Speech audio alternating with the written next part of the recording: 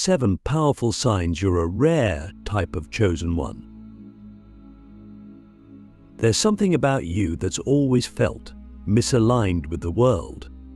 Not in a bad way, but in a way that whispers, maybe even screams, that you weren't meant to follow the same path as everyone else. And if you've ever felt like you see things others don't, feel emotions more deeply, or sense energies in ways that defy logic, you might be one of the rare few, the chosen ones. But let's get something clear. Being a chosen one isn't about ego, superiority, or being part of some fantasy. It's deeply spiritual. It's painful. It's isolating. But it's also the most beautiful journey a soul can embark on in this lifetime. I want you to imagine a child sitting in silence while other kids are screaming on the playground. That child isn't lonely, they're observing. They're feeling the wind against their skin, they're sensing tension in the air, they're thinking about why people hurt each other. That child isn't weird. That child is marked. And maybe that child was you. From a young age, chosen ones often feel different, like they're older than their age, as if their soul has been through lifetimes before this one. They notice patterns, pain, and purpose where others see only chaos. And the first sign of being a chosen one: you've always felt like an outsider in society, even when surrounded by people. Click subscribe to this channel to get more profound spiritual lesson. But here's the twist. That feeling of isolation isn't a punishment. It's preparation. You were pulled away from the crowd not because you were less, but because you were meant to lead, but not in the loud way. Not the way the world celebrates leaders. No, your leadership is spiritual. It's subtle. It's energetic. It's the kind of leadership that shifts the vibration of a room just by your presence. Have you ever walked into a space and instantly felt the energy was off? Or known something bad was about to happen before it did? That isn't coincidence. That's your intuition, the second powerful sign. Chosen ones have heightened intuition, but the world has trained us to ignore it. You were taught to listen with your ears, not your soul. But your soul has always spoken louder. It nudges you, it warns you, sometimes it screams through anxiety or dreams. And if you've ever had a dream that felt more real than life itself, one that carried a message, one that stayed with you for days, you're not alone. These are not just dreams. They are downloads, messages from the unseen world meant to guide you. But have you been listening? Or have you been doubting yourself because society told you it's all in your head? Let me ask you something deeply personal. Have you ever walked away from a job, a relationship, or a lifestyle that everyone else told you was perfect for you? But something inside you said no. That's the third sign. Chosen ones are guided by a spiritual compass that often leads them away from comfort and into chaos. Not because they crave pain, but because their soul knows that true growth happens in the fire. Think back, were your biggest spiritual awakenings born from peace or from pain? Did you awaken in the light, or did darkness crack open your heart so that the light could pour in? You see, most people avoid pain, but chosen ones walk into it. They don't seek it, but they don't run from it either. You've likely been through immense suffering not because the universe hates you, but because your soul was being tempered like steel. The fourth sign is this: your suffering wasn't random. It was sacred. Every heartbreak, betrayal, and breakdown was a preparation for a soul initiation. And if you look closely, each of those moments stripped you of something false, something that wasn't in alignment with your truth. Let's go even deeper. There's probably been moments in your life when you felt completely alone. Not just physically, but spiritually. Like even God had gone silent. That right there is the fifth sign. The silence of the divine is not absence, it's transformation. But in those dark nights of the soul, when prayers feel like they're bouncing off the ceiling, the universe is not ignoring you. It's rebuilding you. Because chosen ones need to learn how to trust the silence, to find stillness in the storm, to hear the whisper of the divine in a world that screams distractions.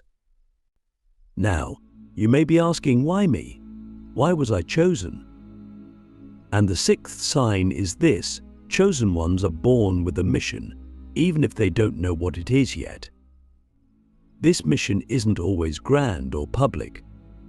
Sometimes your mission is to heal your bloodline, to break generational curses, to raise children who will carry the light even further. Sometimes your mission is to simply hold space for others when they're drowning in darkness. Your mission is encoded into your soul, and the more you follow your intuition, the more it reveals itself. But you must be willing to walk alone for a while. The path of the chosen is often walked in solitude before it is walked in service. And finally, the seventh powerful sign: you are a mirror. People are drawn to you. Strangers tell you their life stories. You trigger people without trying. You've been misunderstood, misjudged, and even feared, not because you're wrong, but because your energy reflects people's truth, and not everyone is ready to see themselves. When you walk into a room, your energy speaks before your words do. And if you've ever wondered why people either love you intensely or avoid you altogether, it's because you carry light. And light, while beautiful, reveals shadows. That's your power, but it's also your burden. Now pause. Breathe. Let this sink in. Have you ever wondered why you've always felt called to something greater, yet can't quite name it? Have you ever felt like the world is too loud, too fake, too disconnected, and you're just here waiting for everyone to wake up? That's because you came here to be the wake-up call. You are not crazy. You are not too sensitive. You are not broken. You are different because you were born to be. But can you carry that truth without needing validation? Can you walk as a chosen one even when no one claps for you? The path you're on is ancient, it's sacred, and it's not meant for everyone. But if you've made it this far, if your soul is resonating with what I'm saying, then maybe, just maybe, you've known all along. The signs have been there. The question is, will you answer the call? The sacred fire, why the universe breaks you before it builds you. If you are a chosen one, then you've probably already walked through fire. Not literal flames, but internal infernos, emotional collapses, identity deaths, and spiritual voids so dark they left you gasping for meaning. But here's the truth that most people avoid because it terrifies them. The universe doesn't elevate a soul without first stripping it down. The sacred fire is not your enemy. It is your greatest teacher. It is the ancient forge where the chosen are purified, not to be made perfect, but to be made real. You see, the world is full of masks, personas, illusions, and the average person will cling to those masks till the day they die because it keeps them safe. It keeps them accepted. But you were never meant to wear those masks. And even when you tried, they didn't fit. They choked you. The sacred fire comes into your life to burn away everything that is not truly you. That's why your breakdowns were so intense. That's why your heartbreak felt like the end of the world. Because it was the end of a false world you had built around yourself. and the beginning of your awakening. Have you ever noticed how the biggest shifts in your soul came after you lost something or someone? Maybe it was a job that gave you false security. Maybe it was a relationship that mirrored your wounds. Maybe it was your own identity, your idea of who you were supposed to be. When the chosen one is ready to evolve, life will shatter the illusions. It will pull the rug out from under you, not to punish you, but to show you that you were never standing on solid ground to begin with. And in that collapse, something else begins to emerge, your truth. But here's the paradox. The sacred fire doesn't offer comfort. It offers transformation, and transformation is brutal, because it requires you to let go of everything you thought you were, your roles, your titles, your attachments. It's a spiritual death, a rebirth, a dismantling of the ego so that the soul can finally speak louder. This is the part no one claps for. There are no trophies for surviving the night your soul screamed in silence. No applause for the mornings you got out of bed when your spirit felt broken. But this is where the chosen are made. The fire also awakens your gifts. After destruction comes revelation. Many chosen ones discover their healing abilities, their creativity, their ability to speak truth, or their spiritual insight after they've been broken open. The pain wasn't random. It was the key that unlocked the door to your deeper self. So if you're still in the fire, don't run. Ask instead, what is this trying to show me? What part of me is being burned away, and what part of me is being born? Because the fire never comes to destroy you, it comes to destroy what you are not. There's a sacred law in the spiritual realm. The deeper the pain, the greater the purpose. And no, that doesn't mean you deserved the suffering. It means your soul chose to transmute it, and to take the poison and alchemize it into medicine. But here's the choice only a chosen one can make. Will you become bitter, or will you become wise? Will you carry the weight of your wounds as chains, or will you turn them into wings? Think about this. Why do you think the most powerful spiritual teachers, healers, and guides often come from brokenness? Because they know what it's like to lose everything and still find light. They don't speak from theory. They speak from the battlefield of the soul. And that's what makes their energy magnetic. That's what makes your energy magnetic. Your scars don't make you less divine. They make you more authentic, more real, more human. And people are starved for that kind of truth in a world that's drowning in filters and facades. So if you feel broken, if you feel like your life has been one long unraveling, I want you to look at yourself differently. You're not behind. You're not lost. You're not failing. You are being initiated. And initiation doesn't happen in temples with candles and chants. It happens in lonely apartments, on bathroom floors, in moments of silence so heavy they crush your chest. That's where the sacred fire lives, not in the heavens, but in the heart that refuses to close even after being shattered. And maybe, just maybe, that's the most powerful sign that you are a chosen one. You have suffered, and yet your heart is still open. You still care. You still love. You still believe in something greater, even when no one else does. And that's not weakness. That's sacred resilience. The world doesn't need more perfection. It needs more people who have walked through hell and come out holding heaven in their eyes. So I ask you, what are you still holding onto that the fire is asking you to release?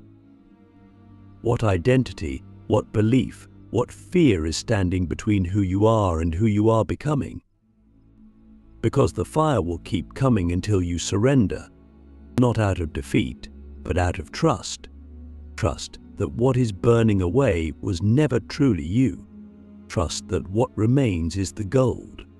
Trust that on the other side of this pain is the version of you that the world desperately needs. Let it burn. The hidden blueprint, why your pain was actually a map to your power. Most people look at pain as a detour, something to be avoided, something that delays success or peace. But for chosen ones, pain is not a detour. It's the exact road, the sacred path, a divine blueprint that was written into your soul before you ever took your first breath. You didn't stumble into your struggles. You were led there, not because you're cursed or for some cruel cosmic joke, but because your soul knew it had work to do. Deep work, transformational work, and it needed the raw materials of pain to activate your hidden power. Look back for a moment. Go deep into your own history. Every moment of darkness, every betrayal, every loss, what did it awaken in you? What awareness did it force you to confront? Because pain doesn't just wound. It reveals. It pulls back the veil and shows you what you're really made of. It exposes the false structures you built your identity around. It reveals your deepest fears, but more importantly, it reveals your strength. But have you noticed that the moments that almost destroyed you also introduced you to parts of yourself you never knew existed? The strength to keep going, the courage to feel deeply, the clarity to say, "This is not for me." That's the hidden blueprint. The pain was never random. It was coded with lessons, activations, and awakenings that would have never arrived through comfort. Pain doesn't create your power, it reveals it. You already had the seeds of greatness inside you.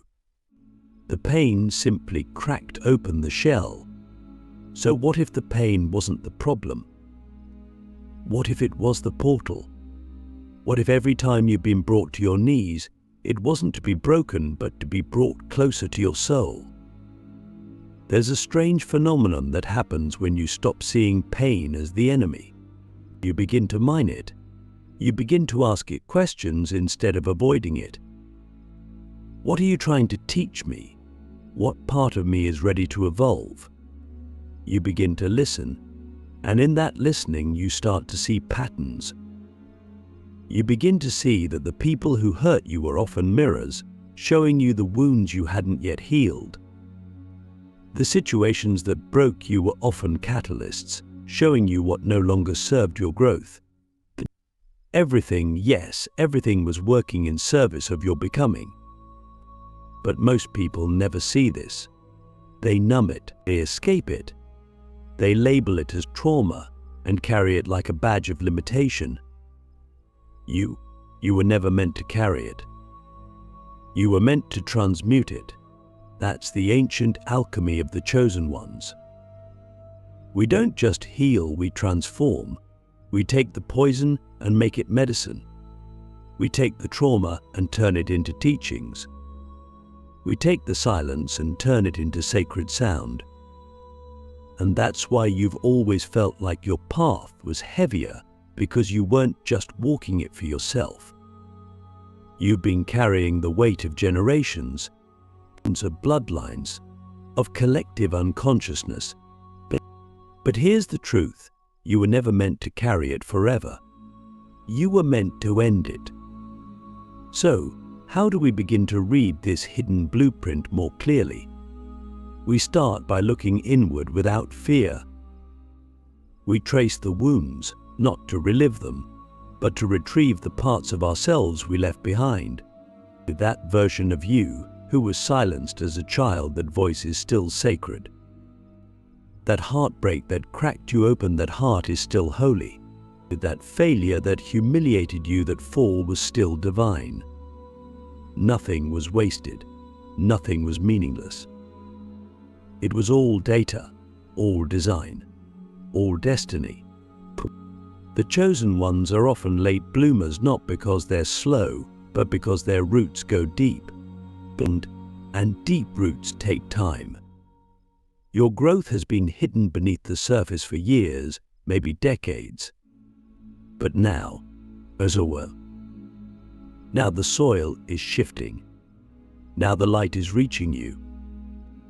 Now the pain has refined you enough to carry the power you were always destined to hold. The power to heal, to create, to lead, to awaken others simply by being fully yourself.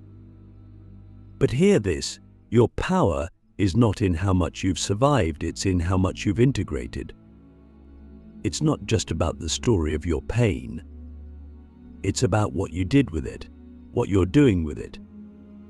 Are you using your wounds to build walls, or are you using them to build bridges? Are you hiding behind the scars, or are you letting them shine as reminders that healing is possible? This is the divine paradox. Your deepest wounds were always portals to your highest gifts. And now you stand at the edge of a choice. Will you keep carrying your pain as a story of limitation? Or will you step into the truth that every moment of suffering was a breadcrumb, leading you to the sacred fire within? The blueprint has been there all along. You've just been reading it through the lens of survival. But now it's time to read it through the lens of purpose. The silent awakening, when you realize you were the answer all along. There comes a moment on the chosen one's path that feels quieter than all the others. Not because there's nothing happening, but because everything is happening within. The noise of the world fades. The questions that once burned inside you fall silent. And not because you found all the answers, but because you realize that you are the answer. That's the silent awakening. The moment when all your searching, all your suffering, all your striving finally points back to one undeniable truth. Your presence, raw and unfiltered, is the very medicine this world needs. For so long, you may have begged the universe for signs, asked for clarity, for purpose, for healing. And the whole time, the universe was whispering back, look in the mirror. Not the mirror that reflects your face, but the one that reflects your essence. The one you've avoided because it shows too much. But now you're ready to see, to remember, to reclaim. You've walked through the fire. You've mapped your soul through pain. And now, in this silence, you begin to embody the truth you've been circling all along. You were never meant to fit in because you were meant to stand out. Not in ego, but in essence.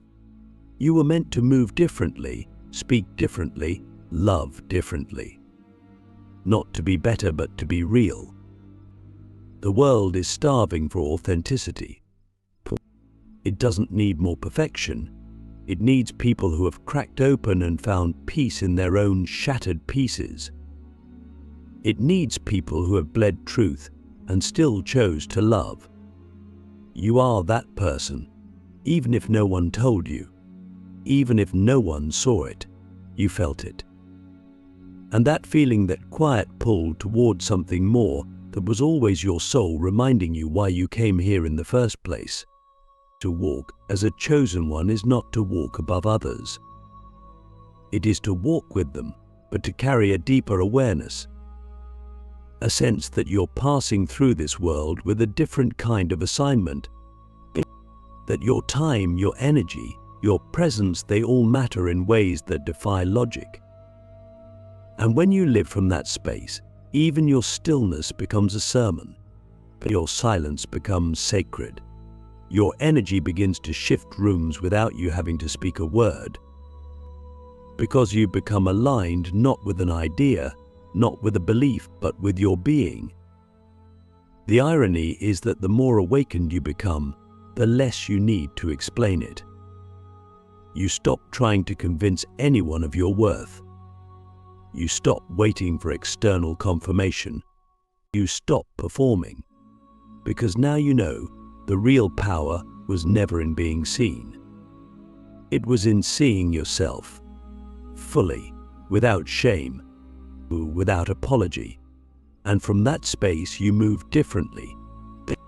You begin to attract what's aligned and release what is not through effort, but through frequency. You become a tuning fork for truth. So what now? What does a chosen one do once they awaken to their own divinity? They serve, not as saviors, but as reminders. They live in such a way that others remember who they are. They become embodied mirrors, reflecting love, courage, forgiveness, and wisdom simply by being. And maybe that's the final key.